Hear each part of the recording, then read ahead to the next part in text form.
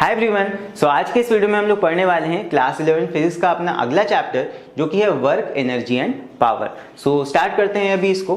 तो सबसे पहले हम देख लेते हैं, अभी तक हम लोगों ने चैप्टर 2, चैप्टर 3, चैप्टर 4, चैप्टर 5 तक कवर कर लिया था। अगर इन वीडियोस को तुमने नहीं देखा है तो इस वाली प्लेलिस्ट में जाकर उसको चेक कर सकते हो एंड इस प्लेलिस्ट का लिंक तुम्हें नीचे डिस्क्रिप्शन में मिल जाएगा। ठीक है, अब इसके बाद हम लोग स्टार्ट करने वाले हैं चैप्टर 6 के साथ जो कि है वर्क, पावर, एनर्जी।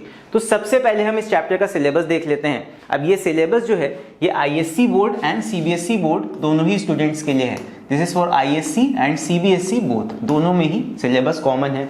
यहाँ पे देख सकते हो, पहले हम पढ़ेंगे वर्क के बारे में, देन उसके बाद पोटेंशियल एनर्जी क्या होती है, काइनेटिक एनर्जी क्या होती है, इस चीजों के बारे में, और साथ में ये भी देखेंगे कंजर्वेटिव और नॉन कंजर्वेटिव फोर्सेस क्या होती हैं। तो बेसिकली वर्क, एनर्जी और पावर का जितना भी तुम्हारा सिलेबस है वो हम कवर कर रहे होंगे पार्ट 1 में। फिर इस चैप्टर में एक और नई चीज भी जुड़ी है जो इन्हीं से रिलेटेड है एंड वो है हमारा कोलिजन्स। सो कोलिजन वाला पार्ट हम देख रहे होंगे पार्ट 2 में, बिकॉज ये सारी चीजें अगर मैं एक ही पार्ट में कर देता तो वीडियो बहुत ज्यादा लंबा हो जाता एंड फिर तुम लोग वीडियो को ना देखते। सो इसीलिए इस चैप्टर को हम पार्ट 1 और पार्ट 2 दो पार्ट्स में कवर करेंगे। पार्ट 1 में हम ये सारी चीजें देखेंगे और पार्ट 2 में हम कोलिजन वाले पार्ट को कवर कर रहे होंगे।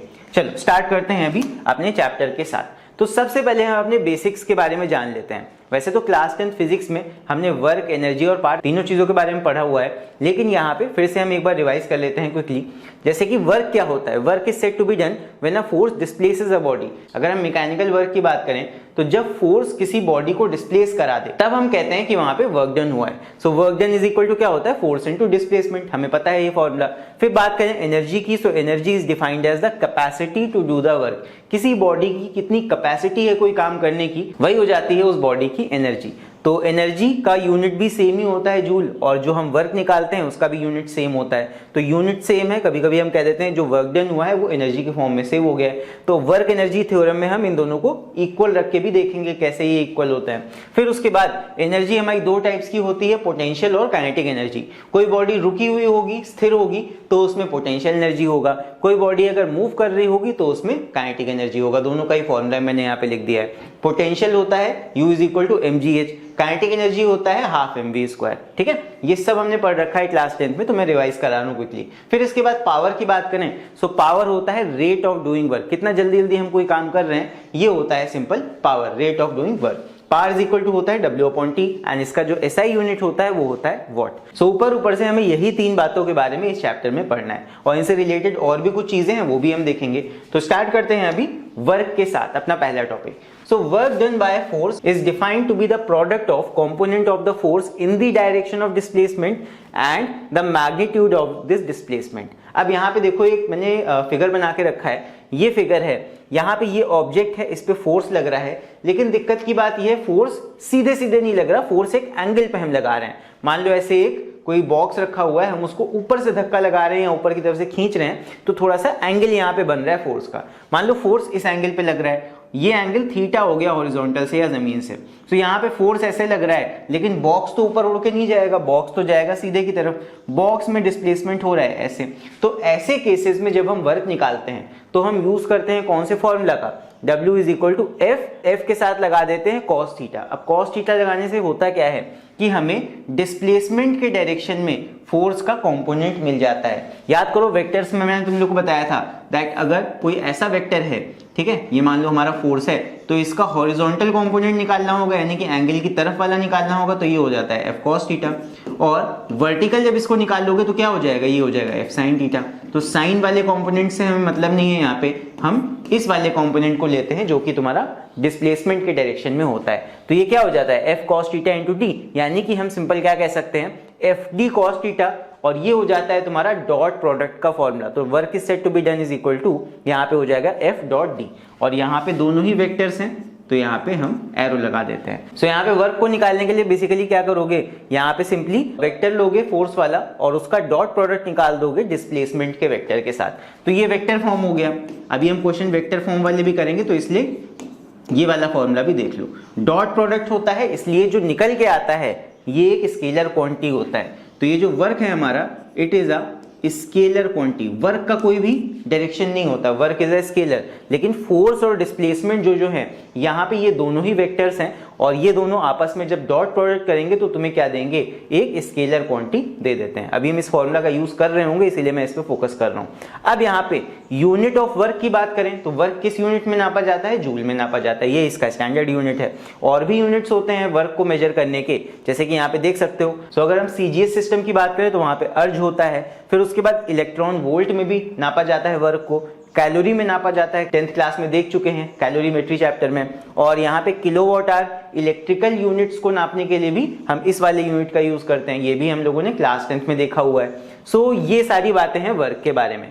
और एक और चीज, कुछ केसेस होते हैं जैसे मान लो हम एक दीवार को धक्का लगा रहे हैं, मान लो हमने फोर्स ऐसे लगाया लेकिन वहां डिस्प्लेसमेंट 90 डिग्री पे हो रहा है, तो ऐसे केसेस में वर्क डन हो जाता है 0। ठीक है, तो यहाँ पे भी देख सकते हो एफ डी कॉस थीटा है, तो थीटा का वैल्यू अगर 90 डिग्री होगा तो कॉस 90 0 हो जाएगा, एंड वहां पे वर्क हमारा क्या हो जाएगा, 0। सो ये चीज है। तो वर्क के बारे में आई होप सब समझ गए होगे। अब इसके ऊपर बेस हम लोग एक चलो न्यूमेरिकल करते हैं, पढ़ते हैं इसको। सो यहाँ पे दिया हुआ है a man pulls a box on a horizontal floor through a distance of 20 meter with a force of 30 Newton applied along a rope tied to the box and making an angle of 60 degree with the horizontal। So यहाँ पे मान लो ये जमीन है, इसके ऊपर एक box रखा हुआ है, बॉक्स को अलग कलर से बना देते हैं। ये मान लो बॉक्स है एंड इस बॉक्स पे हम फोर्स लगा रहे हैं जो कि हॉरिजॉन्टल से 60 डिग्री पे है, कुछ ऐसे है, ये एंगल हमारा 60 डिग्री है। तो हॉरिजॉन्टल से 60 डिग्री पे हम एक फोर्स लगा रहे हैं और कुछ इस तरह का सीन है। और यहाँ पे बॉक्स कितना आगे जा रहा है, 20 सेंटीमीटर आगे जा रहा है यहाँ पे। तो ये 20 सेंटीमीटर बॉक्स मान लो खिसक के यहाँ पहुंच गया, 20 मीटर एक्चुअली होगा, 20 मीटर बॉक्स यहाँ पे खिसक के इस जगह पे आ जाएगा। तो ये है, और फोर्स का वैल्यू हमको दे रखा है 30 न्यूटन, ये है 30 न्यूटन। तो इतनी बातें हमको दे रखी हैं, तो हमें क्या निकालना है, we have to calculate the work done. So work done निकालना है, सिंपली सारी बातें हमको यहाँ दिख रही हैं तो निकालते हैं, चलो इसको। सो वर्क का फॉर्मूला लगाते हैं, work is equal to F, S ले लेते हैं डिस्प्लेसमेंट को, तुम डी ले सकते हो, एफ एस कॉस थीटा, ये हो जाता है वर्क डन। तो यहाँ पे फोर्स का वैल्यू है 30, एफ की जगह 30 रख देंगे। डिस्प्लेसमेंट कितना है, डिस्प्लेसमेंट हमारा 20 मीटर का हो रहा है, तो ये हो गया डिस्प्लेसमेंट का वैल्यू। एंगल कितना है फोर्स और डिस्प्लेसमेंट के बीच में, ये है 60 डिग्री। सो यहाँ पे हो जाएगा कॉस 60। अब कॉस 60 का वैल्यू हमें याद होना चाहिए, मैथ्स की बात है, तो यहाँ पे कॉस 60 का वैल्यू होता है 1/2। तो ये हो जाएगा 30 इंटू 20 इंटू 1/2। तो यहाँ पे 20 से काट सकते हो, 10 हो जाएगा, 30 इंटू 10 ये आ जाएगा तुम्हारा 300 जूल। तो ये आ जाएगा 300 जूल। सो ये हो जाएगा हमारा work done in pushing this box with a force of 30 Newton, जो कि तुम्हारा 60 डिग्री एंगल पे लग रही है। सो ये हो जाएगा आंसर। आई होप समझ में आ गया होगा, सिंपल सा क्वेश्चन था और ये बेसिकली यही समझा रहा है कि वर्क कैसे निकाला जाता है। चलो बढ़ते हैं अभी अगले क्वेश्चन की तरफ। अब नेक्स्ट जो हम क्वेश्चन करने वाले हैं ये तुम्हारा वेक्टर फॉर्म वाला क्वेश्चन है, तो इसको थोड़ा और ध्यान से समझना। सो चलो पढ़ते हैं इस क्वेश्चन को। A body constrained to move along z axis, body move कर रही है z एक्सिस के along of a coordinate system is subjected to constant force F given by, यहाँ पे एक फोर्स है जिसको हम इस तरह वेक्टर फॉर्म में लिख रहे हैं, ये तुम्हारा फोर्स है, इसको मैं मार्क कर देता हूँ, दिस इज दी फोर्स, और ये वेक्टर फॉर्म में दे रखी है।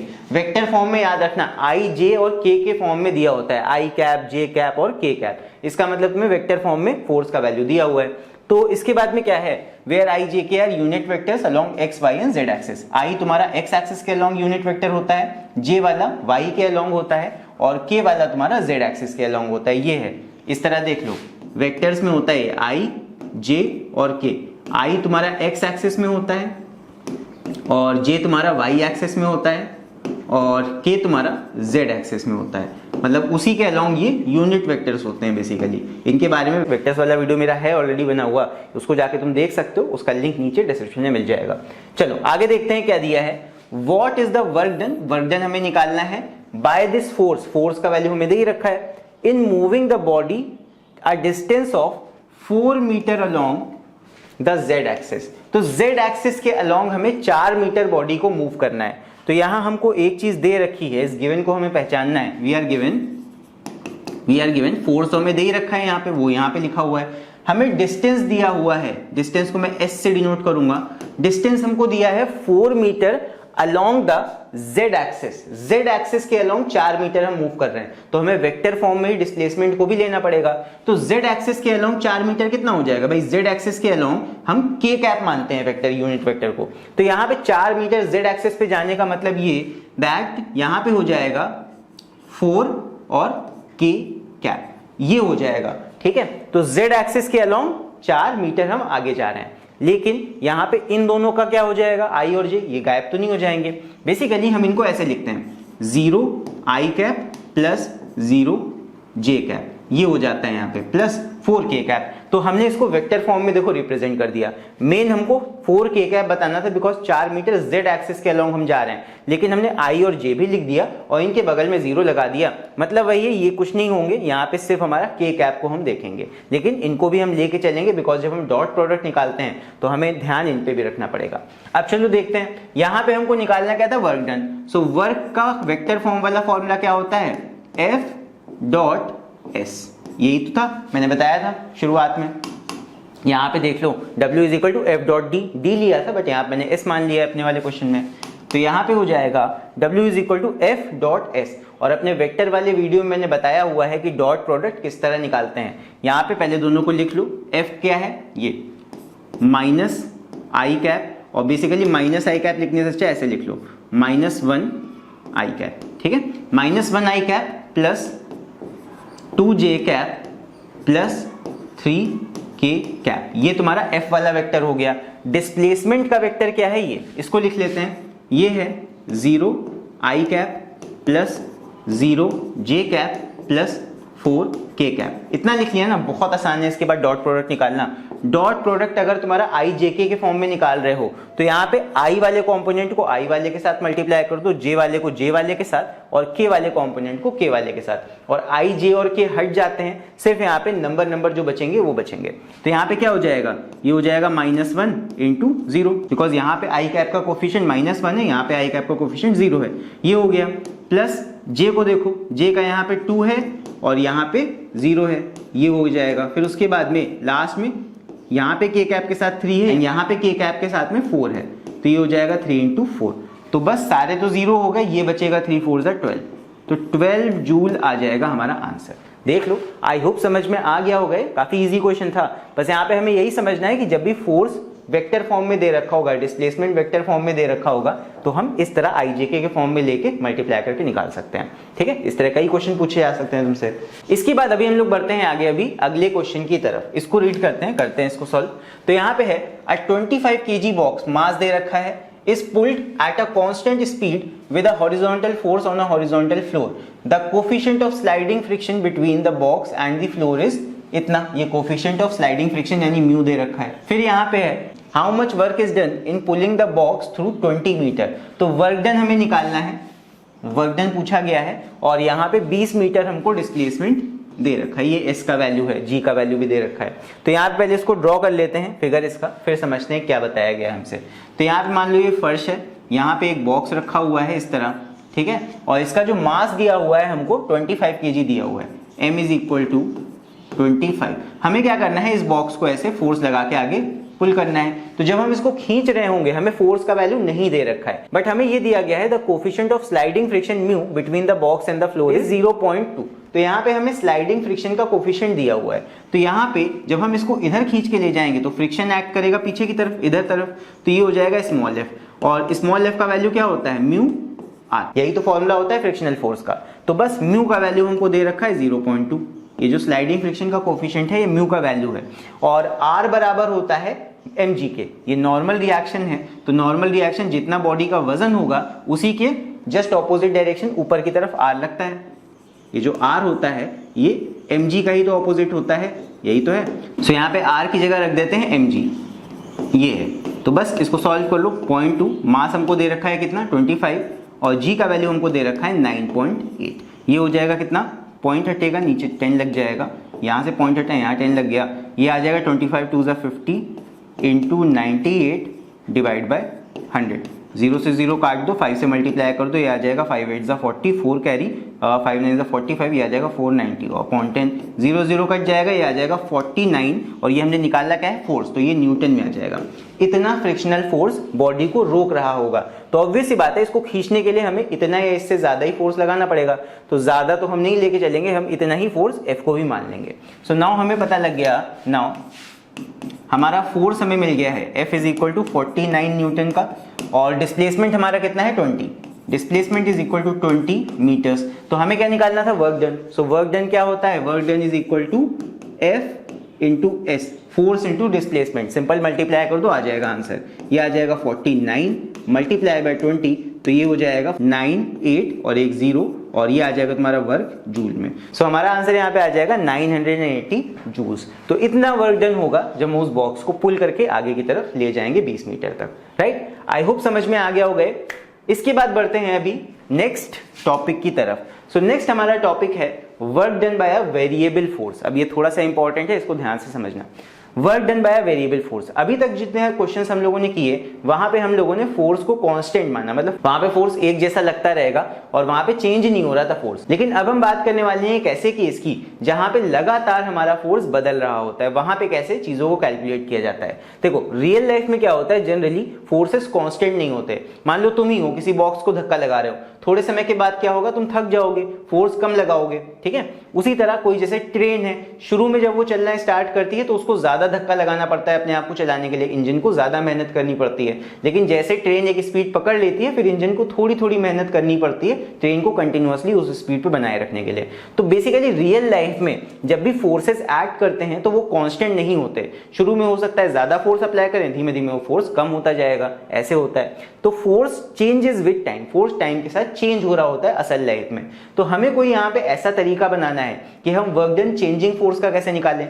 तो उसके लिए देखो क्या होता है, let there is a variable force Fx that changes with time. तो यहाँ पे एक हमने ग्राफ बना दिया इसी फोर्स का, ठीक है, जो चेंज हो रहा है टाइम के साथ। तो यहाँ पे देखो एक्स एक्सिस पे टाइम है और वाई एक्सिस पे हमारा Fx है जो कि चेंज हो रहा है, तो इसीलिए ग्राफ हमारा थोड़ा सा कर्व फॉर्म का है। अगर लीनियर ग्राफ होता तो फोर्स यहाँ पे लीनियर फॉर्म में होता, मतलब टाइम के साथ फोर्स लीनियर फॉर्म में बढ़ता। लेकिन यहाँ पे ग्राफ हमारा कैसा है, कर्व के फॉर्म का। अब इस कर्व का मतलब क्या है, दैट पहले तो यहाँ पे फोर्स देखो बढ़ रहा है, उसके बाद फोर्स कम भी हो रहा है, तो मतलब वेरिएबल फोर्स है, बदलता फोर्स है। तो ऐसे केसेस में कैसे हम निकालते हैं work done, work is calculated by the area under the curve. हम क्या करेंगे, इस ग्राफ के नीचे का एरिया निकाल लेंगे। यहाँ पे तो कर्व है, तो कर्व का एरिया निकालने के लिए हमें इंटीग्रेशन का यूज करना पड़ेगा। अगर ये वाला मेथड समझना है तो मेरा डिफरेंशिएशन या इंटीग्रेशन वाला वीडियो, ये वाला वीडियो जाके देख सकते हो, इसका लिंक नीचे डिस्क्रिप्शन में मिल जाएगा। तो इस वाले वीडियो खत्म होने के बाद उसको भी जाके एक बार देख लेना, राइट। तो इस मेथड से हम निकाल सकते हैं, लेकिन इंटीग्रेशन पे अभी फिलहाल हम नहीं आएंगे।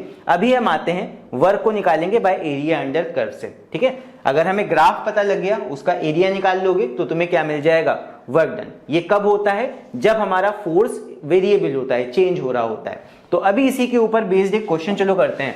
सो यहाँ पे एक क्वेश्चन है, इसको सॉल्व करते हैं। ये तुम्हारा एनसीईआरटी का क्वेश्चन है, बहुत ही अच्छा है, इसको रीड करते हैं। यहाँ पे है, a woman pushes a trunk on a railway platform which has a rough surface. तो रफ सरफेस है तो कुछ फ्रिक्शन लगेगा। फिर आगे है, she applies a force of 100 newton, force दिया है 100 न्यूटन का, over a distance of 10 metre. तो 10 मीटर तक उस वुमेन ने 100 न्यूटन का फोर्स लगाया, ठीक। आगे पढ़ते हैं, thereafter she gets progressively tired, फिर वो थक गई, and her applied force reduces linearly with distance to 50 newton. मतलब यहाँ पे क्या हुआ, पहले तो उसने 100 न्यूटन का फोर्स लगाया 10 मीटर तक। तो इसको ग्राफ में चलो बना लेते हैं साथ साथ। देखो ऐसे कुछ हो रहा है, यहाँ पे इस तरह हम करते हैं, ये मान लेते हैं डिस्टेंस है, और यहाँ पे हमसे क्या कहा गया है, देखो पहले है, she applies a force of 100 newton over a distance of 10 metre. So मान लेते हैं यहाँ 0 से शुरुआत हुई, यहाँ तक डिस्टेंस हमारा 10 मीटर हो गया। तो 10 मीटर तक वुमेन ने कितना फोर्स लगाया है, 100 न्यूटन का। तो यहाँ पे हम मार्क कर लेते हैं 100 न्यूटन। इस साइड वाई एक्सिस पे फोर्स का एक्सिस हो जाएगा, ये फोर्स होंगे, और यहाँ पे 100 न्यूटन का फोर्स वो लगा रही है कब तक, 10 मीटर तक। तो ये हो जाएगा 100 न्यूटन फोर्स टिल 10 मीटर्स, ये मीटर हो जाएगा नीचे, ठीक है। फिर आगे कहा गया है, thereafter she gets tired and her applied force reduces linearly distance to 50 newton. तो यहाँ पे उसके बाद में 50 न्यूटन तक उसका फोर्स डिक्रीज हो जाता है। पहले 100 न्यूटन था, फिर लीनियरली उसका फोर्स डिक्रीज होगा कहाँ तक, इस जगह 50 न्यूटन हो जाएगा। यहाँ पे 50 न्यूटन फोर्स है, ठीक है, 50 न्यूटन तक डिक्रीज होकर आ गया। लेकिन कहाँ तक आया, कितने आगे तक, आगे है the total distance through the trunk has been moved 20 metre. तो टोटल डिस्टेंस ट्रंक ने मूव किया 20 मीटर, तो 10 मीटर यहाँ तक हो गया था। आगे ये डिस्टेंस कितना होगा, ये भी 10 मीटर होगा, तो इस जगह पे 20 मीटर हो जाएगा टोटल डिस्टेंस, ये दिया हुआ है। फिर आगे है, plot the force applied by force and the frictional force which is 50 Newton. अब यहाँ पे ये तो फोर्स हो गई जो वुमेन ने अप्लाई की, यहाँ पे ये जो हमने मार्क की है, this is the force applied by women, ये तो वुमेन के द्वारा अप्लाइड की हुई फोर्स है। लेकिन यहाँ पे क्वेश्चन ने कहा है कि हमें फ्रिक्शनल फोर्स को भी अपने आप बनाना है, एंड द फ्रिक्शनल फोर्स। तो यहाँ फ्रिक्शनल फोर्स कितना हमको दे रखा है, 50 न्यूटन का।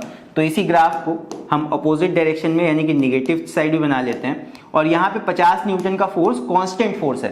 देखो फ्रिक्शनल फोर्स जनरली कांस्टेंट रहता है, फ्रिक्शनल फोर्स चेंज नहीं होता तुम्हारा, तो फ्रिक्शनल फोर्स यहाँ पे बोला भी गया है and the frictional force which is 50 Newton versus displacement.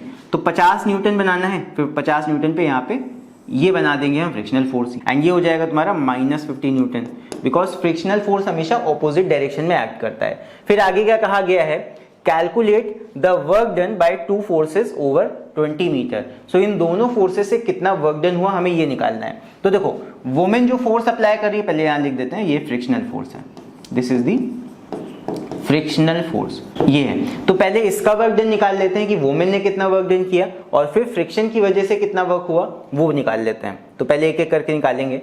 First निकालते हैं वर्क डन बाय वुमेन, तो ये हो जाएगा एरिया अंडर द कर्व। तो work done by women will be equal to इस कर्व का एरिया। यहां पे अगर देखोगे ये जो ग्राफ है इसमें देखो ये रेक्टेंगल है और आगे तुम्हारा एक ट्रेपेजियम बन रहा है, तो बस दोनों का एरिया निकाल लो। सो ये हो जाएगा is equal to area of this rectangle,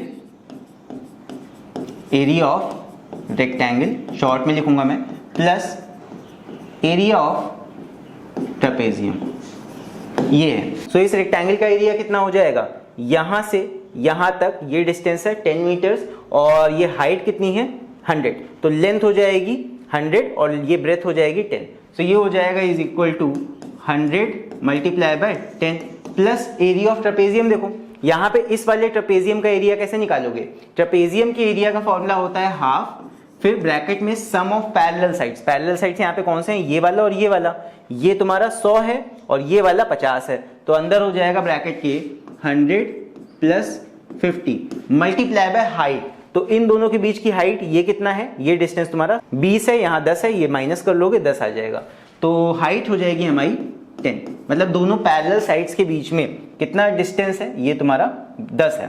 तो ये आ गया, सॉल्व कर लो इसको, आ जाएगा आंसर। ये हो जाएगा 1000 प्लस यहाँ पे 2 से काट दो, ये हो जाएगा 5 और ये हो जाएगा 150 मल्टीप्लाई बाय 5, ये आ जाएगा 1000 प्लस ये हो जाएगा 15 5 से 75 और आगे एक 0 और बस इनको हम प्लस कर लेंगे, ये आ जाएगा कितना 1750 जूल्स। ये आ जाएगा हमारा work done by the women, इतना तो वुमेन ने वर्क किया। अब यहाँ पे फ्रिक्शनल फोर्स कितना अगेंस्ट में वर्क कर रही है वो निकाल लेते हैं। Second is frictional force work done. So frictional force का वर्क डन कितना है वो निकाल लेते हैं। सो यहाँ पे हो जाएगा WF, फ्रिक्शनल फोर्स का वर्क निकालना है, तो यहाँ पे हो जाएगा, देखो फ्रिक्शनल फोर्स कांस्टेंट है, इसका ग्राफ सीधे सीधे बन रहा है नीचे की तरफ। अब नीचे का एरिया निकालना है, ये वाला, ये जो एरिया है ये निकालना है, तो इसको कैसे निकालेंगे देखते हैं। तो यहाँ पे हो जाएगा अगेन एरिया के लिए क्या देखोगे, ये रेक्टेंगल है पूरा पूरा नीचे, तो यहाँ पे हो जाएगा दिस डिस्टेंस, ये हो जाएगी तुम्हारी लेंथ और ये हो जाएगी ब्रेथ। ब्रेथ तुम्हारी है 50 और लेंथ कितनी है 20, तो ये हो जाएगा 50 × 20। एरिया ऑफ रेक्टेंगल निकालना है सिंपल, तो एरिया ऑफ रेक्टेंगल हो गया 50 × 20, कितना आ जाएगा, ये आ जाएगा तुम्हारा 5 2 10 और 2 0, तो 1000 जूल आ जाएगा फ्रिक्शनल फोर्स का वर्क डन।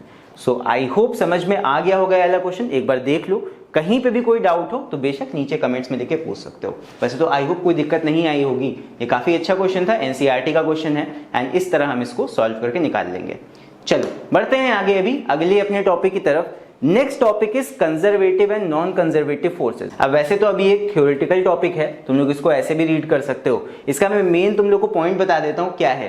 देखो एग्जाम में पूछा जा सकता है थ्योरी वाइज कि क्या होते हैं कंजर्वेटिव और नॉन कंजर्वेटिव फोर्सेस। सो कंजर्वेटिव फोर्सेस हम बेसिकली उन फोर्सेस को कहते हैं जो सिर्फ डिपेंड करते हैं इनिशियल और फाइनल पोजीशंस पे। जैसे कि फॉर एग्जांपल तुम्हारा ग्रेविटेशनल फोर्स होता है, सिर्फ इनिशियल और फाइनल पोजीशन पे ही डिपेंड करता है। अब मान लो तुम एक बॉक्स उठा के ले जा रहे हो छत तक, अब तुम चाहे उसको जीने से सीधे सीधे उठा के ले जाओ, चाहे 4 चक्कर पहले ऐसे घूम के तब जीने से ले जाओ, अगर जीना ऐसा घुमावदार है तो उससे ले जाओ, जैसे भी तुम जमीन से छत तक उस बॉक्स को लेके जाओगे तुम्हारा फोर्स वही रहेगा, सेम रहेगा।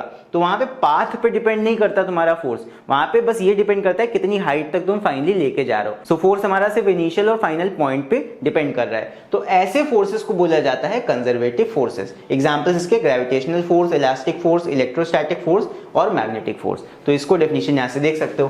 फिर नॉन कंजर्वेटिव फोर्स की बात करें तो ये ऐसे फोर्सेस होते हैं जो सिर्फ पोजीशंस पे, इनिशियल और फाइनल पोजीशन पे डिपेंड नहीं करते, ये पाथ पे भी डिपेंड करते हैं, मतलब कि किस रास्ते से तुम फोर्स लगाते हुए जा रहे हो। इसका बेस्ट एग्जांपल है फ्रिक्शनल फोर्स। जैसे कि फॉर एग्जांपल अभी भी छत वाला एग्जांपल लेते हैं कि बॉक्स को छत पे लेके जाना है। अब मान लो तुम बॉक्स सीधे सीधे स्ट्रेट पाथ में छत तक लेके गए तो तुम्हें कम दूर तक फ्रिक्शन फोर्स को फेस करना पड़ेगा, लेकिन मान लो तुम बहुत ज्यादा घूम के चक्कर लगा के अगर बॉक्स को छत तक लेके जाते हो तो फ्रिक्शन तुम्हें देर तक फेस करना पड़ेगा ना।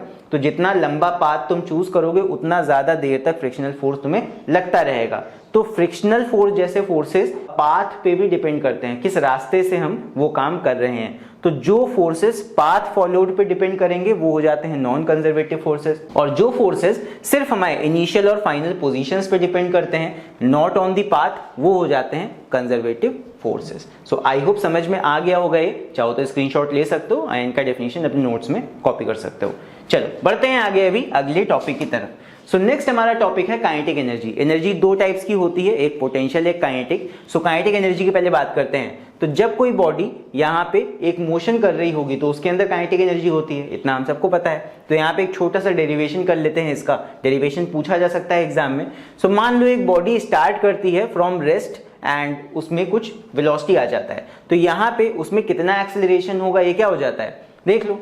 सिंपल एक फॉर्मूला हमने पढ़ा है 10th में, F इज इक्वल टू क्या, ma। तो यहां से निकाल लेंगे A is equal to force upon mass, acceleration निकाल लिया हमने। देन सपोज उस पर कुछ फोर्स लगेगा तो यहाँ पे रेस्ट से उसमें कुछ v वेलोसिटी आ जाएगा। थोड़े टाइम के बाद हम उस पर धक्का लगा रहे हैं बॉडी पे, तो थोड़े टाइम के बाद उसमें v वेलोसिटी आ गया, और मान लेते हैं उसने s डिस्टेंस मूव किया। तो बाय इक्वेशन ऑफ मोशन, कौन सा वाला, third equation of motion, v square is equal to U square plus 2s, u तो जीरो है इनिशियल, तो यहाँ पे हो जाएगा v square is equal to 2s। यहाँ पे एक्सेलरेशन की जगह f अपॉन m हम रख देंगे, क्या हो जाएगा 2f upon m multiply by s। तो यहाँ पे बन जाएगा v square is equal to 2 into F upon m into s। तो यहाँ पे हो जाएगा mv, m को इधर ले आएंगे, mv स्क्वायर इंटू 1 अपॉन 2 इधर आ जाएगा अपॉन में 1 upon 2 is equal to f into s।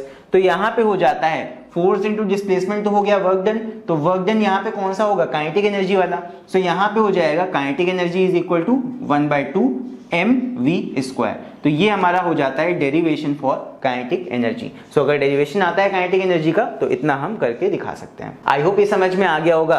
और काइनेटिक एनर्जी का ऐसा यूनिट क्या हो जाएगा, वही जो तुम्हारा एनर्जी का होता है, यानी कि जूल। तो चलो बढ़ते हैं अभी आगे एंड बात करते हैं नेक्स्ट इंपॉर्टेंट टॉपिक की, जो कि है वर्क एनर्जी थ्योरम। ये भी एग्जाम में पूछी जा सकती है, कई बार पूछी गई है, काफी इंपॉर्टेंट टॉपिक है ये। यहाँ पे बोला जाता है द वर्क डन, यहाँ पे वर्क होगा, मिसप्रिंट है, the work done by a force in displacing a body is equal to the change in kinetic energy of the body। मतलब वही है, वर्क को एनर्जी के साथ हमने जोड़ दिया, जितना वर्क डन करोगे वही तुम्हारी एनर्जी हो जाती है। बस यही ये थ्योरम बताती है। तो इसको डिराइव कैसे करते हैं, इसको शो कैसे करते हैं, बिकॉज ये एग्जाम में डिराइव करने के लिए बोली जा सकती है। तो इसका डेरिवेशन देख लो, let a body of mass m moving with velocity u is pushed by a force f। मान लो एक बॉडी है, शुरुआत में थोड़ी थोड़ी वेलोसिटी से चल रही थी, u वेलोसिटी से चल रही थी, हमने उस पर फोर्स लगा दिया, उसकी स्पीड और बढ़ जाएगी, वेलोसिटी और बढ़ जाएगी, और v वेलोसिटी मान लो वो हो गई। सो यहाँ पे हम कह सकते हैं द स्मॉल वर्क डन। अगर एक छोटे से वर्क की बात करें, मान लो हमने उसको थोड़ा सा धक्का लगाया, तो यहाँ पे उसमें थोड़ा सा वर्क डन होगा, dw is equal to f into ds।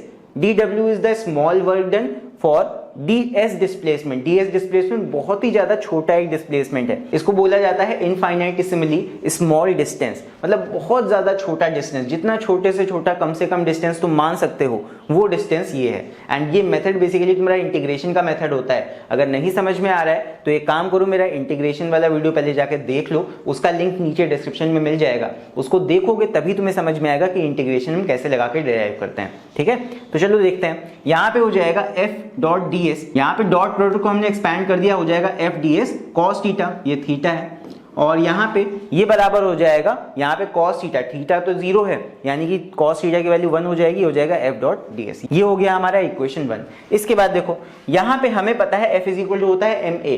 a क्या होता है, अगर हम इसको डेरिवेटिव फॉर्म में लिखें तो acceleration is equal to rate of change of velocity with respect to time, यानी कि a की जगह हम लिख सकते हैं dv बाई dt। ये तुम्हारा हो जाता है डेरिवेटिव वाला फॉर्म, ये हमने पढ़ा था शुरुआत के चैप्टर में। फिर इसके बाद यहाँ पे जो ये स्मॉल वर्क डन है इसको लेंगे, is equal to F D S, ये लिया। अब यहाँ पे f क्या हमने निकाल लिया, dv by dt, m dv by dt। तो f की जगह लिख देंगे m dv बाई dt, आगे s लिखा ds। ठीक है, उसके बाद में अब यहाँ पे dv और ds की पोजीशन आपस में बदल दो, ds को ले आओ ब्रैकेट के अंदर, dv को ले आओ बाहर। ऐसा क्यों कर रहे हैं अभी समझ जाओगे। यहाँ पे हो जाएगा m ऐसे आ गया, ds ब्रैकेट के अंदर आ गया ds अपॉन dt था ही, और dv को हम बाहर लिख देंगे इस तरह, ये हो गया। अब हमें पता है दैट ds बाई dt क्या होता है, वेलोसिटी। भाई rate of change of velocity acceleration होता है, rate of change of displacement क्या होता है, वेलोसिटी होता है। तो यहाँ पे rate of change of displacement ही तो है ds बाई dt, मतलब कितना रेट से डिस्टेंस चेंज हो रहा है विद रिस्पेक्ट टू टाइम। तो इतने की जगह हम क्या लिख सकते हैं, v लिख सकते हैं। तो फॉर्मूला फाइनली हमारा dw का क्या बन गया, mv dv। ऐसा क्यों कर रहे हैं अब लास्ट स्टेप पे समझते हैं। ये तो था स्मॉल वर्क। अब इंटीग्रेशन का वीडियो अगर तुम लोगों ने मेरा देख लिया है तो उसमें तुम लोग को पता लग गया होगा कि जब हमें स्मॉल वर्क की वैल्यू पता होती है तो उसी को हम इंटीग्रेट कर देते हैं तो हमें टोटल वर्क पता लग जाता है। ये कॉन्सेप्ट तभी समझोगे जब वो वाला वीडियो देखे होगे। मैं बार बार बोल रहा हूँ, उस वीडियो को पहले देख लेना। चलो यहाँ पे टोटल वर्क निकालने के लिए क्या करेंगे, यही जो हमने स्मॉल वर्क निकाला है dw, इसी को इंटीग्रेट कर देंगे। इंटीग्रेट को तुम ऐसे समझो कि अगर तुम्हारे पास एक छोटी सी चीज है उसको पकड़ के तुमने ऐसे खींच दी वो बड़ी हो जाती है। सो यहाँ पे स्मॉल वर्क देन dw था, इसको इंटीग्रेट कर देंगे, बड़ा वर्क टोटल वर्क मिल जाएगा। सो यहाँ पे total work will be equal to w will be equal to, ये बड़ा वाला वर्क है total work, will be equal to dw को लो स्मॉल वाले वर्क को, इसको कर दो इंटीग्रेट। इंटीग्रेट कहां से कहां तक करोगे, जहां से जहां तक वेलोसिटी तुम्हारी चेंज हुई है। u वेलोसिटी शुरू में थी, फाइनली क्या होगी v वेलोसिटी। तो हम u से v के लिमिट में इसको इंटीग्रेट करने वाले हैं। लिमिट्स का कॉन्सेप्ट मैंने इंटीग्रेशन वाले वीडियो में ही बताया हुआ है। अब इसको सॉल्व करते हैं। तो यहाँ पे u से v लिमिट है, यहाँ पे dw का जो हमारा फॉर्मूला बन के आया है mv dv, देख लो dw का फॉर्मूला जो वो बन के आया है वो उठा के यहाँ पे रख दो mv dv। आप कहोगे m हम बाहर क्यों लिख दिए, अब यहाँ पे m हमने बाहर इसलिए लिख दिया है बिकॉज जो कांस्टेंट वाला हिस्सा होता है, मास तो हमारा बॉडी का सेम रहना है, तो जो कांस्टेंट वाली चीजें होती हैं वो हम इंटीग्रेशन के बाहर लिख देते हैं। अब इसके आगे चलो सॉल्व करते हैं। तो यहाँ पे इंटीग्रेट करते हैं चलो इसको। अब यहाँ पे लिमिट ऐसे लग जाएंगी इस तरह u और v, और यहाँ पे v dv को हम इंटीग्रेट करते हैं। अब देखो अगर इंटीग्रेशन कर रहे हो x to the power n का, तो ये हो जाता है x to the power n plus 1 divide by n plus 1। तो यहाँ पे तुम्हारा v की पावर कितनी है, 1 है, ठीक है, v की पावर 1 है। तो इसका इंटीग्रेशन क्या हो जाएगा, इंटीग्रल क्या हो जाएगा, v की पावर 1 प्लस 1 यानी कि v की power 2 divide by 1 plus 1, power जो 1 है 1 प्लस 1 ये हो जाएगा डिवाइड बाय 2। तो ये आ गया, ठीक है। अब यहाँ पे देखते हैं क्या होगा। अब इसके बाद में लिमिट पुट करनी है अंदर, लिमिट पुट करेंगे ये हो जाएगा m ब्रैकेट के अंदर ही करेंगे v स्क्वायर, 2 को चाहो तो बाहर ला सकते हो, यहाँ पे 2 बाहर ले आओ, v स्क्वायर में पहले एक बार v का वैल्यू रखो तो ये हो जाएगा v square, minus lower limit रखेंगे u तो ये हो जाएगा u स्क्वायर। मतलब ये वेरिएबल है, इसके अंदर पहले v रख दो और माइनस के बाद फिर u रख दो, ये आ गया। तो इसको एक्सपैंड कर लेते हैं, ये हो जाएगा 1/2 m v स्क्वायर माइनस 1/2 इस पे भी लगेगा 1/2 m u स्क्वायर। इतना हो गया। और ये क्या निकला है, ये हमारा निकला है वर्क डन। अब ये है क्या, हाफ mv स्क्वायर, ये हो जाएगी तुम्हारी फाइनल काइनेटिक एनर्जी, और ये क्या हो जाएगी, इनिशियल काइनेटिक एनर्जी। तो इसको आगे सॉल्व करते हैं। और half mv square kinetic energy का हमारा फॉर्मूला होता है v है तो ये हो जाएगा फाइनल के ई, और ये हो जाएगा इनिशियल के ई हाफ mu स्क्वायर। तो काइनेटिक एनर्जी का डिफरेंस ही तो तुम कर रहे हो, ये के ई 2 हो जाएगा माइनस के ई 1 हो जाएगा, या के ई एफ माइनस के ई आई ऐसे कर सकते हो, एफ ले लो यहाँ, इसको आई ले लो, ये हो जाएगा तुम्हारा डेल्टा के ई या के। तो work done is equal to आ गया डेल्टा के। यही तो है तुम्हारा वर्क एनर्जी थ्योरम, देख लो यही चीज को तो हम डेराइव कर रहे हैं, डेरिवेशन इसी चीज का तो है, W is equal to delta K. तो ये है कंप्लीट डेरिवेशन। एक बार इसको देख लो, स्क्रीनशॉट ले लो, एंड कहीं पे भी कोई चीज ना समझ में आए तो कमेंट में लिख के पूछ लेना। आई होप इतना बड़ा दिख रहा होगा, इसको एक बार स्क्रीनशॉट ले लेना, एक्सपैंड करके देख लेना। और बाकी मैं पीडीएफ नोट्स तो प्रोवाइड कर ही दूंगा। अगर तुम लोग को इस चैप्टर के पीडीएफ नोट्स चाहिए तो उसके लिए हमारा टेलीग्राम चैनल तुम लोग सब्सक्राइब कर लो, वहां पे ही इसका पीडीएफ मैं प्रोवाइड कराऊंगा, ठीक है। चलो बढ़ते हैं आगे, अभी देखते हैं नेक्स्ट टॉपिक। सो नेक्स्ट हमारा टॉपिक है पोटेंशियल एनर्जी। जिस तरह काइनेटिक एनर्जी होता है सेम उसी तरह पोटेंशियल एनर्जी होता है। पोटेंशियल एनर्जी रुकी हुई बॉडी का होता है। So the energy of a body due to its position और स्ट्रेन। स्ट्रेन की भी बात करेंगे बिकॉज इस बार हम स्प्रिंग के अंदर लगने वाला भी पोटेंशियल एनर्जी देखेंगे। तो किसी बॉडी में जितना तुम प्रेशर लगाओगे, स्ट्रेन लगाओगे, वही तुम्हारा उसमें पोटेंशियल एनर्जी स्टोर करा देता है। सो इसका फॉर्मूला क्या होता है, ग्रेविटेशनल पोटेंशियल एनर्जी हो जाता है U is equal to mgh। और अगर एक स्प्रिंग के पोटेंशियल एनर्जी की बात करें, इस बार स्प्रिंग के बारे में भी हमें पढ़ना है। स्प्रिंग का पोटेंशियल एनर्जी हो जाता है हाफ kx²। अभी इसका डेरिवेशन भी हम देखेंगे, इसका डेरिवेशन है, इसका डेरिवेशन हम आगे देखेंगे अभी, तो बने रहना वीडियो में। तो चलो इसी के ऊपर बेस्ड अभी एक क्वेश्चन करते हैं। सो यहाँ पे क्वेश्चन है ये, यहाँ पे है क्वेश्चन 5, रीड करते हैं इसको। चलो question is a ball is dropped from rest at a height of 60 metre. एक बॉल 60 मीटर ऊपर है, ऐसे कुछ है, 60 मीटर इसकी हाइट है। हमने क्या किया, ये रेस्ट पे है, अभी चल नहीं रही है बॉल। यहाँ पे है ball is dropped from rest at a height of 60 metre, on striking the ground it loses 25% energy. क्या हुआ, ये बॉल ऐसे नीचे आई, यहाँ पे जमीन से लड़ी, इसने कुछ एनर्जी अपनी लॉस कर दी। यहाँ पे बॉल ने 25% एनर्जी लॉस कर दी, 25% एनर्जी लॉस। तो 25% लॉस हो जाएगी, 75% बचेगी बॉल में एनर्जी। अब वही बची हुई एनर्जी इस बॉल को दोबारा से पुश करेगी ऊपर की तरफ, और ये बॉल वापस से जब ऊपर आएगी तो अब इतनी हाइट तक ना आके कहीं ना कहीं इतनी ही हाइट तक आ पाएगी। तो क्वेश्चन यही कह रहा है, to what height does it rebound. ये जो हाइट होगी इसको हमें निकालना है, ये फाइनल बॉल कितनी हाइट तक पहुंच पाएगी। तो चलो सॉल्व करते हैं इसको। तो यहाँ पे सबसे पहले तो हम ये निकालते हैं कि इनिशियली बॉल में कितना एनर्जी था। सो यहाँ पे हम कहेंगे इनिशियली, ये सॉल्यूशन है, यहाँ पे हम कहेंगे इनिशियली बॉल में कितना पोटेंशियल एनर्जी था। Initially U is equal to हो जाएगा mgh। सो यही हो जाएगा हमारा इनिशियल पोटेंशियल एनर्जी। अब यहाँ पे हमें वैल्यूज तो दे ही रखे किसी चीज के, बस हाइट दे रखी है तो हाइट का वैल्यू रख देते हैं, ये हो जाएगा mg, और h का वैल्यू हमारा है 60, ये हो जाएगा, इसको ऐसे लिख सकते हो 60 mg। तो ये आ गया क्या, इनिशियल पोटेंशियल एनर्जी। अब ये बॉल जब नीचे आएगा तो यही एनर्जी काइनेटिक में बदल जाएगी, so that will be equal to K. जब ये बॉल नीचे फाइनल यहाँ पॉइंट पे आएगी, फिर यही एनर्जी तुम्हारी लॉस हो जाएगी, 25% एनर्जी इसकी लॉस हो जाएगी। कब, जब ये स्ट्राइक करेगी ग्राउंड पे। सो आफ्टर स्ट्राइकिंग क्या होगा, 25 एनर्जी लॉस हो गई। सो 25 अगर लॉस हो रही है तो बचेगी कितनी एनर्जी, लेफ्ट कितनी हो जाएगी, हम कहेंगे energy left in the ball. So energy left कितनी होगी बॉल में, 75%। क्यों, बिकॉज 25% लॉस हो रही है। तो यहां पे निकाल लो energy left is equal to, ये हो जाएगा 75/100। एनर्जी थी कितनी, इतनी 60 mg। ये है, इसको सॉल्व कर लो थोड़ा सा, 0 0 काट दो, यहाँ पे 2 से कट जाएगा, ये आ जाएगा 5 और ये हो जाएगा 3।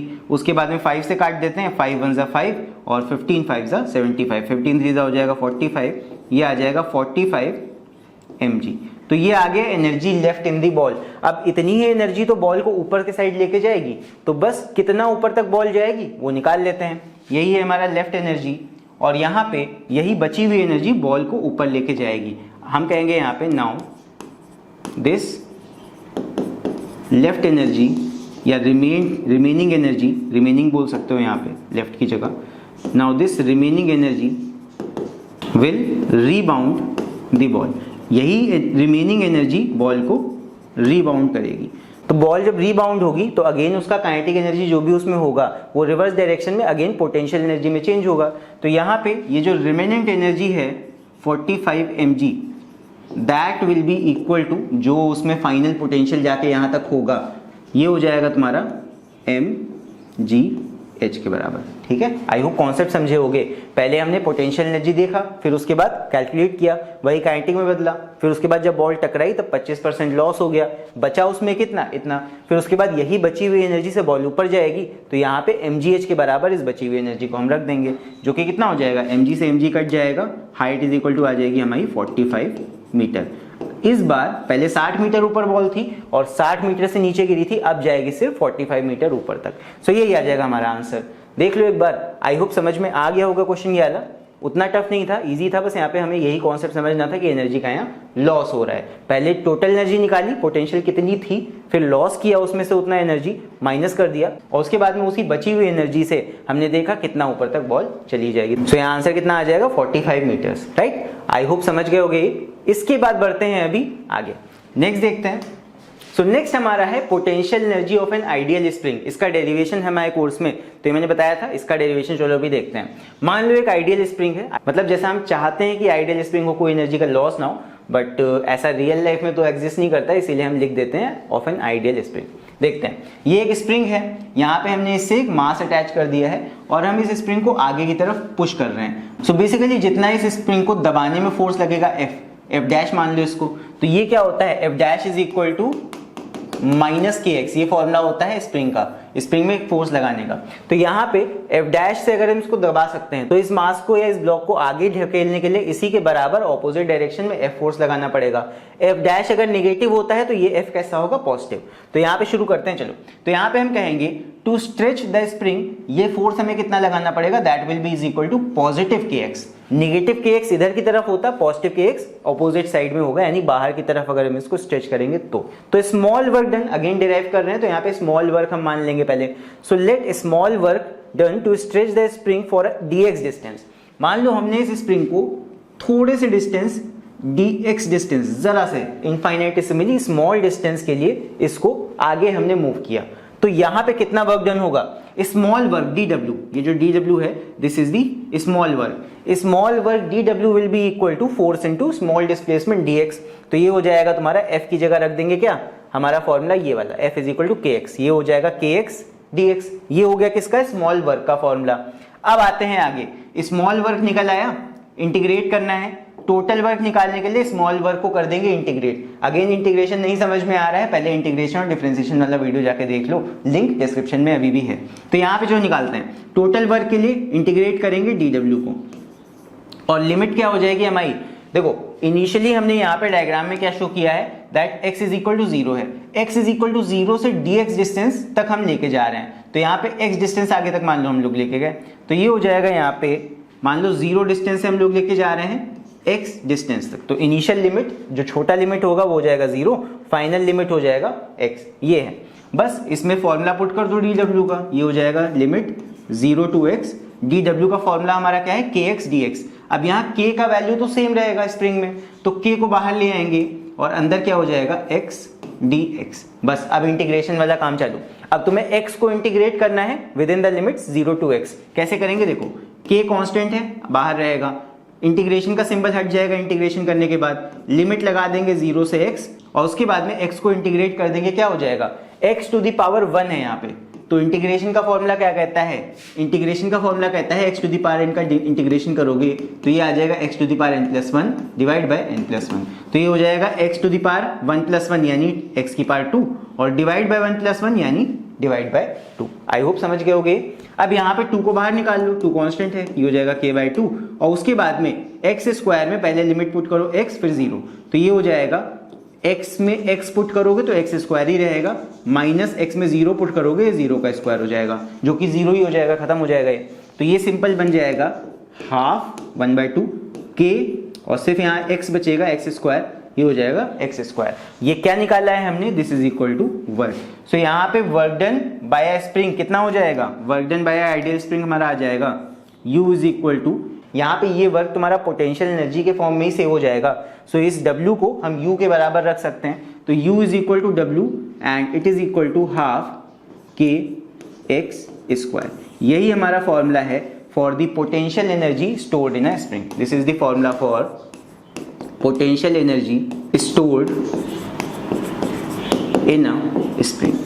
सो आई होप ये वाला फॉर्मूला समझ में आ गया होगा।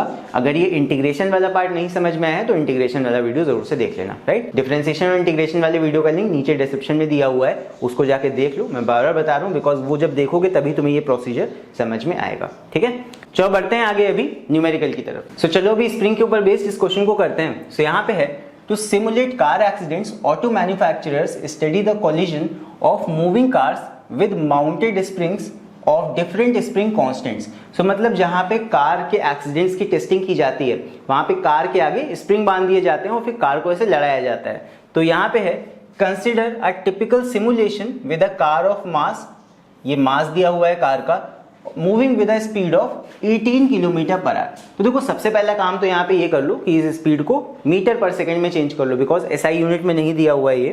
तो सबसे पहला काम इस स्पीड को मीटर पर सेकंड में चेंज करो, वो हम साइड में कर लेते हैं। सो 18 किलोमीटर पर आवर है, इसको चेंज करना है किसमें, मीटर पर सेकंड में। तो इसको 5/18 से मल्टीप्लाई कर दो, ये हो जाएगा 18 से 18 कट जाएगा, ये आ जाएगा तुम्हारा 5 मीटर पर सेकेंड। ठीक है, ये 5 मीटर पर सेकेंड की तुम्हारी स्पीड आ गई।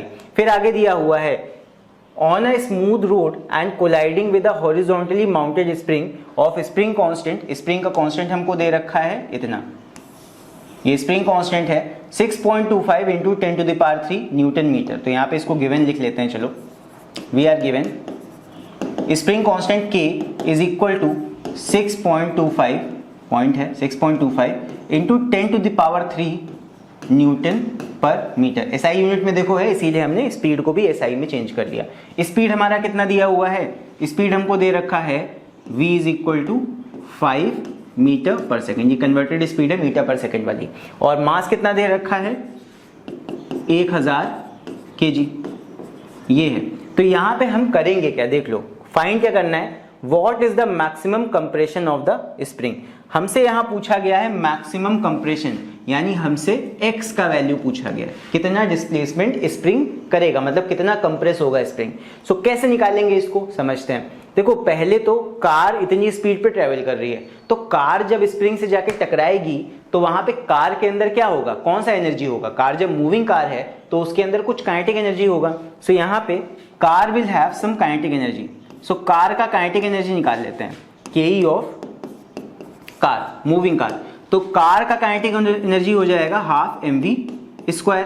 कार कितनी स्पीड से मूव कर रही है, मास कितना है कार का 1000, बहुत भारी कार है 1000 kg, और वेलोसिटी कितनी है कार की 5, तो ये हो जाएगा v का स्क्वायर यानी 5²। सॉल्व कर लो इसको, ये हो जाएगा तुम्हारा 1000 मल्टीप्लाई बाय 5 5 25 डिवाइड बाय 2। सो ये आ जाएगा 2 से काट दो 500 हो जाएगा। सो ये आ जाएगा 500 इंटू 25, 25 5 आ जाता है 125 और 2 0 लग जाएंगे। एंड ये हमने क्या निकाला है, ये हमने एनर्जी निकाला है, तो जूल में आ जाएगा। सो मूविंग कार के अंदर इतना काइनेटिक एनर्जी स्टोर्ड है।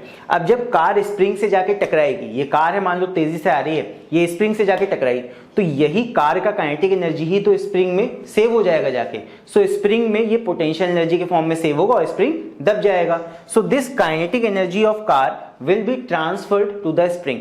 सो यही काइनेटिक एनर्जी ऑफ कार को हम स्प्रिंग में ट्रांसफर कर देंगे। देखो हो ये रहा है, मान लो ये कार है, अच्छी कार मैं नहीं बना पाऊंगा ज्यादा, ये मान लो कार है और जाके ये स्प्रिंग में टकरा गई, ये स्प्रिंग लगा हुआ है और ये जाके कार इस स्प्रिंग में धस गई, ये स्प्रिंग इस तरह है, तो ये स्प्रिंग कुछ कंप्रेस करेगा ना, तो यहाँ पे x कितना होगा, डिस्प्लेसमेंट कितना होगा इस स्प्रिंग में, कंप्रेशन, यही हमको निकालना है। तो कार का काइनेटिक एनर्जी होगा और स्प्रिंग का क्या होगा, पोटेंशियल एनर्जी होगा। दोनों को इक्वेट कर दो, काम हो जाएगा। काइनेटिक एनर्जी कार निकाल चुके हैं 125, या पहले तो एक बार रख देते हैं स्प्रिंग का formula, u is equal to होता है 12 kx²। जस्ट अभी हमने लास्ट वाले स्लाइड में डिराइव किया है। u is equal to 12 kx² is the potential energy stored in ideal spring. Ideal spring यहाँ पे, तो ये u हो जाएगा हमारा इतने के बराबर। u में हम रख देंगे कार का kinetic energy 12500 is equal to 12 k हमें कितना दे रखा है स्प्रिंग का 6.25 इंटू 10⁻³। इसको ये काम कर सकते हो, 6.25 इंटू 10⁻³ को मल्टीप्लाई कर दो, सिंपल ये क्या आ जाएगा 625 और 1 0 लग जाएगा। यहाँ पे 3 बार पॉइंट आगे खिसका दो, 1 2 और 1 0 और 3, 10⁻³ यहाँ पे पॉइंट आगे खिसक जाएगा। तो यहाँ पे 6250 सिंपली लिख दो, क्यों बेकार में वहाँ कॉम्प्लिकेशंस बढ़ा रहे हैं इसको ऐसे लिख के। इसके बाद में x² है, x हमारा निकालना है हमको, तो यहाँ पे हो जाएगा x²। बस सो इसको सॉल्व कर लेते हैं। तो यहाँ पे हो जाएगा, देखो 0 से ये 0 काट दो, फिर उसके बाद में 2 को इधर ले आओ मल्टीप्लाई में, 125 इंटू 2 कितना हो जाएगा, ये हो जाएगा तुम्हारा 250 एंड 1 0, 2 से मल्टीप्लाई कर दिया मैंने इधर लाके, और फिर 625 को भी इधर डिवाइड में ले आओ, divide by 625 is equal to x का स्क्वायर। यहाँ कैंसिल कर लो इसको, काफी ज्यादा कैंसिल होगा, 25 से काटो, ये हो जाएगा 25 1 25 100 हो जाएगा ये, और नीचे ये 25 से काटोगे 25 टू 50 हो जाएगा, 50 उसके बाद 125, 25 से 125, 25 आ जाएगा नीचे। तो ये आ जाएगा 100/25, काट दो, 25 4 100 होता है, तो ये आ जाएगा x square is equal to 4, यानी कि x की वैल्यू कितनी आ जाएगी ±2, लेकिन हम सिर्फ प्लस वाला लेंगे, x की वैल्यू 2 आ जाएगी सिंपल। सो यहाँ पे maximum compression in the spring कितना हो जाएगा, x की वैल्यू 2 आ गई है, इसका मतलब कितना आ जाएगा, ये आ जाएगा आंसर 2 मीटर। ये हो गया हमारा आंसर। स्प्रिंग 2 मीटर दब जाएगा, सोच के देखो 2 मीटर कितना स्प्रिंग दबेगा। सो वही चीज है, सो ये हो जाएगा हमारा आंसर। ये अच्छा क्वेश्चन था, एनसीईआरटी का क्वेश्चन था। एनसीईआरटी क्वेश्चन की एक बात होती है कि रियल लाइफ से थोड़ा रिलेट करके वहां पे क्वेश्चंस बनाए जाते हैं। आईसीएससी में ऐसा नहीं होता, मतलब आईएससी बोर्ड में थोड़ा जो क्वेश्चंस होते हैं थोड़ा हाइपोथेटिकल टाइप के होते हैं, बट एनसीईआरटी के क्वेश्चंस में ये होता है रियल लाइफ से रिलेट करके क्वेश्चंस बनाए जाते हैं। तो अच्छा क्वेश्चन था ये, इसको मैंने सॉल्व करा दिया है। आई होप समझ गए होगे इसको। इसके बाद बढ़ते हैं अभी अगले क्वेश्चन की तरफ एंड बात करते हैं क्वेश्चन 7 की। देखते हैं क्या है इसमें। ये आईसीएससी का क्वेश्चन है, इसको सॉल्व करते हैं। यहाँ पे है a block of mass 2 kg, mass 2 kg दे रखा है, is dropped from a height of 40 centimetre, height दे रखी है 40 सेंटीमीटर की, on a spring whose force constant is 1960 newton metre. ये के का वैल्यू है। तो जो गिवन चीजें हैं वो लिख लेते हैं हम। गिवन मास हमें 2 kg दे रखा है और यहाँ पे हाइट दे रखी है 40 सेंटीमीटर। हाइट को यहाँ पे हम 40/100 इसको चेंज कर लेते हैं मीटर में, तो 0.4 मीटर हो गया। और उसके बाद फोर्स कांस्टेंट हमको दे रखा है के का value 1960 newton per metre. What will be the maximum distance, question में पूछा है what will be the maximum distance x of the compression of spring. तो वही चीज है, स्प्रिंग कितना कंप्रेस करेगा ये हमसे पूछा गया है। तो ये मान लो स्प्रिंग है, जब ये मास इस पे नीचे आके गिरेगा तो क्या होगा, स्प्रिंग ये थोड़ा सा दब जाएगा, इतना मान लो ये x डिस्टेंस और दब गया। सो यहाँ पे हमें क्या निकालना है, we have to find this x distance. So यहाँ पे इसको कैसे सॉल्व करेंगे समझते हैं। देखो जब बॉल यहाँ पे स्प्रिंग से टकराएगी तो हमें एक्चुअली हाइट पूरा वाला नहीं दे रखा है, हमें बस ये पता है कि 40 सेंटीमीटर स्प्रिंग से ऊपर ये बॉल था, और बॉल जब स्प्रिंग पे टकराएगी तो स्प्रिंग इतना कंप्रेस भी होगा। सो टोटल हाइट या टोटल डिस्टेंस बॉल जितना ट्रेवल कर रही है उसको हम क्या मान सकते हैं, h + x, ये हम मान सकते हैं। ठीक है। सो बॉल में क्या होगा, जब बॉल उतनी हाइट पे थी तो बॉल में होगा पोटेंशियल एनर्जी। सो बॉल का पोटेंशियल एनर्जी हम बराबर रख सकते हैं, जो बॉल का पोटेंशियल एनर्जी है वही तो स्टोर हो जाएगा स्प्रिंग के अंदर ना। तो यहाँ पे जो कॉन्सेप्ट हम लगाएंगे वो ये लगाएंगे, potential energy of ball will be equal to potential energy of spring। दोनों को ही हम यहाँ पे इक्वेट कर देंगे और यहाँ पे आंसर निकाल लेंगे, क्योंकि जितना पोटेंशियल एनर्जी बॉल कैरी करेगा फिर वो काइनेटिक में कन्वर्ट होगा, फिर जब बॉल आके टकराएगी स्प्रिंग में तो वही ट्रांसफर हो जाएगा स्प्रिंग के अंदर। तो बस दोनों एनर्जी को हम इक्वेट कर देते हैं, निकालते हैं इसको। सो यहाँ पे हो जाएगा पोटेंशियल एनर्जी ऑफ बॉल क्या हो जाएगा, mgh, लेकिन h यहाँ पे सिर्फ नहीं, h + x हाइट हम रखेंगे। ठीक है, हम यहाँ पे रेफरेंस बना रहे हैं, पॉइंट ऑफ रेफरेंस इस पॉइंट को ही लेके चल रहे हैं कि यही हमारा ग्राउंड है। तो यहाँ से निकाल लो, h + x हाइट यहाँ पे रख दो, is equal to potential energy of spring. Spring का फॉर्मूला क्या होता है, ½ kx²।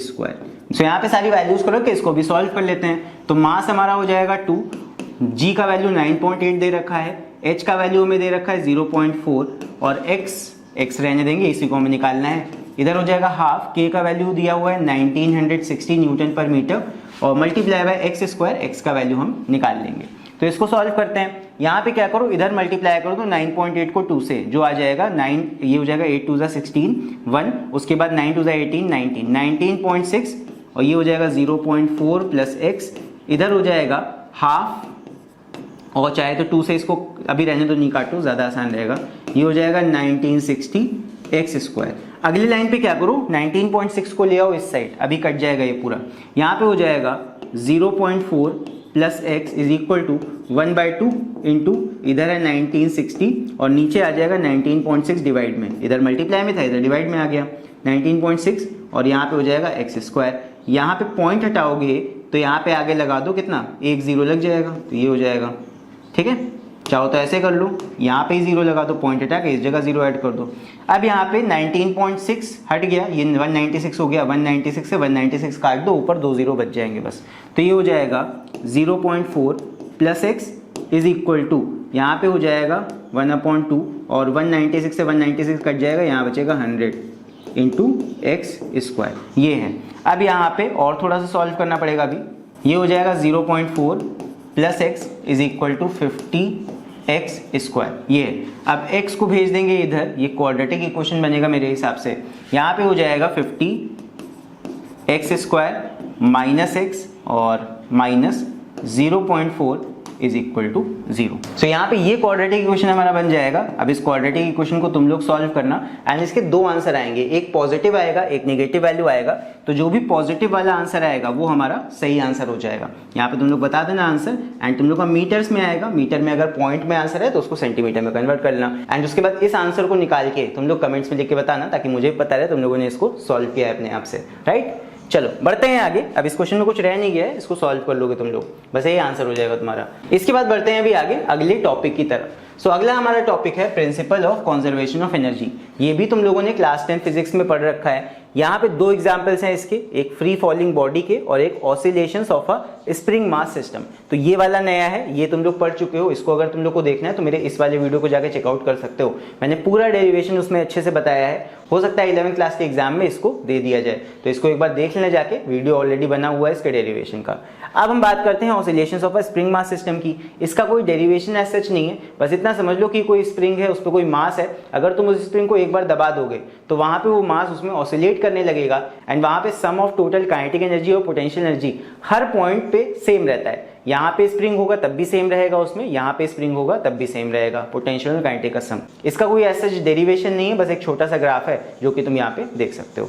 चलो बढ़ते हैं आगे अभी अगले टॉपिक की तरफ। Next is mass energy equivalence. ये एक फॉर्मूला है जो आइंस्टाइन सर ने दिया था। ये बताता है कि हम मैटर को एनर्जी में कन्वर्ट कर सकते हैं, मैटर एनर्जी में चेंज हो सकता है। इसका बेस्ट एग्जांपल होता है एटम बॉम्ब। एटम बॉम्ब के अंदर हम मास को कन्वर्ट कर रहे होते हैं एनर्जी में, और ये काफी ज्यादा अमाउंट होता है। अगर मास को एनर्जी में कन्वर्ट करोगे तो उसको c² से मल्टीप्लाई कर दो। सोच के देखो, इतने से मास में इतना ज्यादा एनर्जी होता है जो कि तुम देख भी नहीं पाओगे, इतना ज्यादा अमाउंट ऑफ एनर्जी होता है। So it is E is equal to mc²। c मतलब स्पीड ऑफ लाइट, जिसका वैल्यू कितना होता है, c का वैल्यू होता है 3 × 10⁸ मीटर पर सेकेंड। सो यहाँ पे इतनी वैल्यू से मास को हम मल्टीप्लाई कर देंगे तब जाके हमें एनर्जी जूल्स में मिल जाती है। सो ये फॉर्मूला है, ये आइंस्टाइन सर ने दिया था, काफी इंपॉर्टेंट फॉर्मूला है। इसके ऊपर कोई न्यूमेरिकल तो नहीं है तुम्हारे कोर्स में, लेकिन हो सकता है इसके बारे में पूछ लिया जाए 1 या 2 मार्क्स में, इसलिए मैंने बता दिया है। चलो बढ़ते हैं आगे। इसके बाद में नेक्स्ट इज पावर। पावर क्या होती है? Power is the rate of doing work. कितना जल्दी जल्दी हम काम कर रहे हैं वही पावर होती है। So power is equal to work done upon time. इसका एक और भी फॉर्मूला होता है, power is equal to work upon time. Work की जगह रख दो फोर्स इंटू डिस्प्लेसमेंट। क्या आ जाएगा? Displacement upon time. Displacement upon time होता है वेलोसिटी। तो पावर का एक और फॉर्मूला होता है फोर्स इंटू वेलोसिटी। ये भी हम याद रखेंगे। अब यहाँ पे SI यूनिट होता है इसका वॉट। वॉट में निकाला जाता है पावर। और एक और यूनिट भी होता है पावर का जिसको बोला जाता है हॉर्स पावर। 1 हॉर्स पावर बराबर होता है 746 वॉट्स के। ये तुम्हारा दूसरा यूनिट हो गया। तो कभी कभी क्वेश्चन में हॉर्स पावर में कन्वर्ट करने के लिए कह देगा, आंसर को 746 से डिवाइड करना, हॉर्स पावर में आंसर आ जाएगा। चलो देखते हैं क्वेश्चन इसी के ऊपर बेस्ड। तो चलो भी इस क्वेश्चन को करते हैं। सो यहाँ पे क्वेश्चन है, an elevator can carry a maximum load of 1800 kg। यहाँ पे दोनों का वेट है, एलिवेटर और पैसेंजर का। Is moving up with a constant speed. Velocity दे रखा है 2 मीटर पर सेकंड का। The frictional force opposing the motion is 4000 newton. Determine the minimum power delivered by the motor in watts and in horse power. तो यहाँ पे power हमें निकालना है। जो जो गिवन चीजें हैं वो देख लेते हैं। यहाँ पे हमें गिवन है, वी आर गिवन, देखो यहाँ पे हमको दे रखा है मैक्सिमम लोड 1800 kg का। तो ये क्या है? ये हमारा फोर्स हो गया एक तरह से। और यहाँ पे एक और चीज भी हमको दे रखी है, frictional force. Frictional force that is equal to 4000 newton. तो यहाँ पे अगर एक चीज हम देखें, अगर एक डायग्राम हम देखें, तो यहाँ पे मान लो ये तुम्हारा एलिवेटर है, लिफ्ट है। यहाँ पे इसको ऊपर खींचना पड़ेगा मोटर को, ये मोटर इसको ऊपर के डायरेक्शन में खींचेगा। यहाँ पे जो ये वेट है mg वाला, ये लगेगा नीचे की तरफ, और फ्रिक्शनल फोर्स जो लगेगा वो भी मोशन के अगेंस्ट, मोशन तो ऊपर की तरफ हो रहा है ना v वेलोसिटी से, 2 मीटर पर सेकंड की वेलोसिटी से, तो इसके अगेंस्ट हमारा फ्रिक्शनल फोर्स भी नीचे को ही लगेगा।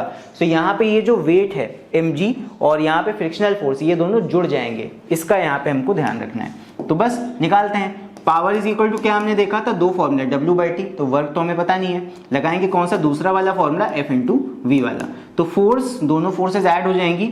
फ्रिक्शनल फोर्स दे रखी है 4000, ये ले लो, प्लस mg यानी कि वेट वाली फोर्स ऐड कर दो, मास हमको 1800 दे रखा है, g का वैल्यू 10 मान लो आसानी के लिए, और मल्टीप्लाई बाय v का वैल्यू हमको कितना 2 दे रखा है। सॉल्व कर लेते हैं, ये हो जाएगा 18,000 में 4000 प्लस कर देंगे, हो जाएगा 22,000 इंटू 2, ये हो जाएगा 44,000 और वॉट। सो 44,000 वॉट्स यहाँ पे आंसर आ जाएगा। अब हॉर्स पावर में भी निकालना है तो इसी को 746 से डिवाइड कर दो, एंड 746 से डिवाइड करके तुम्हारा हॉर्स पावर में आ जाएगा।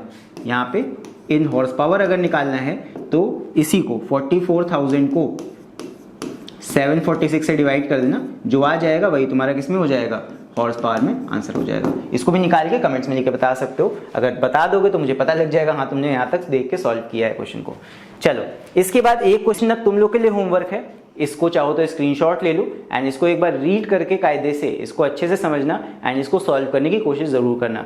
जो भी बच्चा इसको सॉल्व कर लेगा ना उसको समझ लो पूरा चैप्टर अच्छे से समझ में आ गया है। ये एनसीईआरटी का क्वेश्चन है, काफी अच्छा क्वेश्चन है, इसमें बस तुम्हें काफी सारे कॉन्सेप्ट्स लगाने पड़ेंगे, ऐसा नहीं है नामुमकिन है, ट्राई करोगे ये भी आ जाएगा। ठीक है, मैं वेट करूंगा कॉमेंट्स का, देखते हैं कौन कौन बच्चा इसको सॉल्व कर पाता है। सो इसके बाद अगले पार्ट में हम लोग देखेंगे कोलिजन के बारे में। सो मिलेंगे अब अगले पार्ट में। सो इस चैनल पे अगर नए हो तो चैनल को सब्सक्राइब जरूर करना एंड साथ में बेल आइकन को भी दबा देना और हमारे टेलीग्राम चैनल को भी ज्वाइन करना अगर इस वीडियो सेशन का पीडीएफ चाहिए तो।